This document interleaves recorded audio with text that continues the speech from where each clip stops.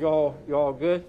Well, good morning to everybody. And first of all, it's great to be here at Metz Middle School and just a tremendous team effort. I'd like to acknowledge the folks with me. Congresswoman Jennifer Wexton, thank you for joining us today. Our Mayor Manassas, Mayor Michelle Younger, and then Senator Jeremy McPike.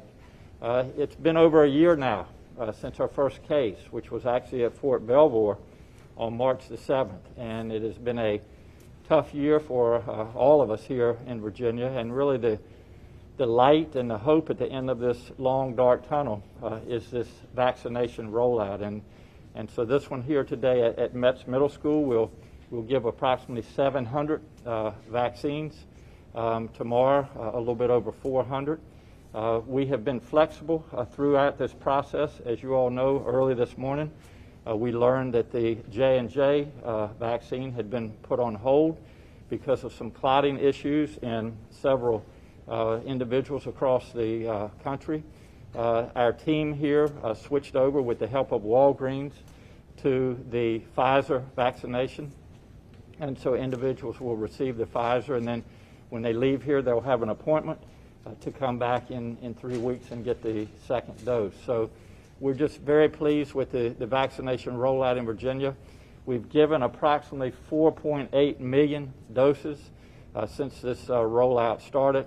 A little bit over 36% of Virginians have had their first dose. And so we now have 3 vaccines. We'll await the guidance from the FDA and CDC regarding J&J. Hopefully this is just a small setback that we will overcome, but we'll continue to use the Pfizer and Moderna vaccines. Our goal is still to have all Virginians have at least their first dose by the end of May. On April the 18th, by April 18th, all Virginians will be eligible to have the vaccination. So 2 things I would say this morning. I really encourage Virginians to register, to have the vaccination. Stand by your phone, by your email, however you communicate, so that when your time is there, you can come in and take advantage of this. And the other thing is, today we announced just over 2,000 new cases of COVID in Virginia. As you know, there are variants.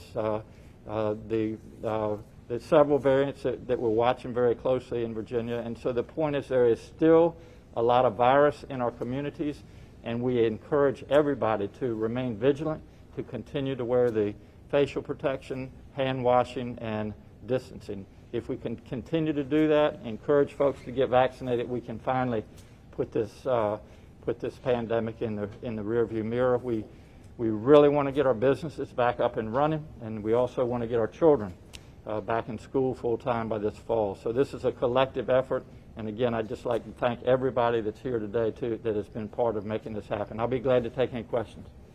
Governor, as you know, in Fitzwilliam County, the J&J vaccine has been used heavily in especially targeted communities of color. How worried are you that this pause and this setback will erode the trust and create, renewed hesitancy? Yes, our top priority, Julie, is the safety and well-being of Virginians and Americans. And so I took the J&J. A lot of my staff did. The number of individuals that have had these issues is a small number. Close to 7 million doses of J&J have been given. So we're going to rely on the guidance of the CDC and the FDA.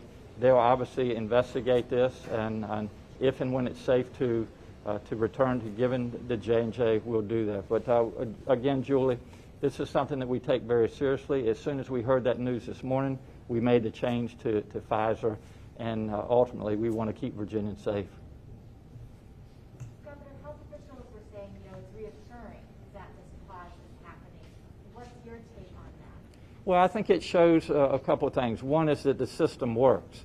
And we do want to promote the safety of all Americans. So when something like this happens, we have to stop and readjust, looking to see what the causes of this were, and that's what is going on right now. I think the other thing this says is that how many people have worked so hard on this process in Virginia, And to find out about this morning and be flexible enough to change to the Pfizer, I think it just speaks well, and I commend everybody that's been part of that process. Yes, sir. Health directors have said that people who are 16 and over, and today you're at middle school, can you just talk in general about the importance of getting the 16 and up done as some of the next people who will be getting the vaccine? It's a great question, and our goal in Virginia is, and in this country, is to reach herd immunity. And in order to do that, we need to get about 70 to 75% of the population vaccinated. To date, only those 16 and over have been able to receive the Pfizer. Moderna is approved for 18 and over, as is the J&J. And so about half of our adult population has had their first dose. So that's a good thing. But we still have children 16 and under. And there are ongoing trials for that with the 3 vaccines, with Pfizer, Moderna, and J&J. And from what I've heard, those trials are going well. I am hopeful that we'll get approval from the FDA, certainly by this summer, and then we can start vaccinating children. And again, the ultimate goal is to get to that 70 to 75% of the population so we can reach herd immunity. The other major part of that is to really try everything we can. As you know, teachers have been a priority to be vaccinated. We really want our children back in the classroom full time starting this fall. One follow-up. Sure. You probably know that Maryland's Attorney General weighed in last week on whether it would be okay to require vaccines in state universities. Have you asked your AG for an opinion paper on this, or do you have any thoughts on that at this point? I'm glad you asked the question, and I don't anticipate making the vaccination mandatory at our colleges and universities, but one of the hopes and goals that we had was to try to get our college students vaccinated before they went home for the summer. And a lot of that plan relied on the supply of J&J. And so we're going to need to readjust and see what doses are available from Moderna and Pfizer. I have a call at 11 o'clock today with the President's staff, the COVID staff force in Washington, as well as all the other governors. And so we'll address that and what our supply, what our allotment will be in the upcoming weeks and months, because it's still, we know now that young people are vectors, and a lot of those are in our colleges and universities, and we really intend to get those folks vaccinated before they go home. But as far as make it mandatory, I don't anticipate that happening. Yes, sir. Governor, follow up to Neil's question a little bit. Just in the news conference with the Virginia Department of Health, they were talking about the fallout of J&J here in Virginia and how there has been a significant drop in the state's weekly allocation.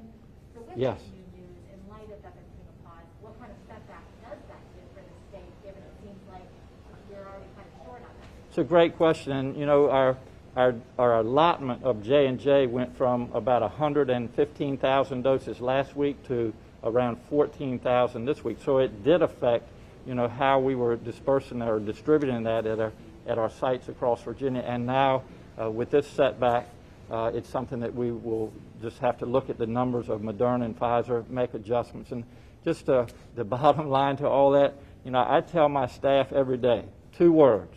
One is we have to be flexible, because we've been fighting this virus, as you know, for now over a year. And every day something different occurs, and so we need to, modify and make adjustments depending on that. And the other thing I say is we need to be creative. And I just commend all the folks, again, that have worked on this. People are tired, our frontline workers, you name it. People have been dealing with this now for over a year, and we need to continue to do everything that we can to really put the pandemic behind us and get back to our near normal lives. I have some other folks here. If you all have questions for the Congresswoman or the Mayor or the Senator, I certainly don't want to hog the camera. So any other questions this morning? You may have already addressed this, but are there enough Pfizer and Moderna doses available today to address the crowd outside. Absolutely. Today we're using Pfizer, and so we anticipate vaccinating about 700 plus today. Tomorrow will be a little bit over 400. I think the other thing that is very, very commendable is that, as you know, now these individuals will return for a second dose in 3 weeks, and that appointment, the plans for that second dose will be made before these individuals leave to go home today or back to work. My understanding is that there were 2,000 doses initially allocated of the J&J for these 2 days. Is the 1,100 number smaller because there wasn't enough Pfizer to make up the difference, or just sign-ups? That's a question that I do not have an answer to. I don't know if anybody else that's been in the planning process knows. I think both of the sign-ups. Sign up. Sign up? Sign up. Yes. Yeah. Okay. Yeah. So everyone who signed up will be getting it. Oh, yeah. All right. Well, thank you all very much. Appreciate it. Governor? Thank you. Mayor. Thank you. Thank you so much. Yeah.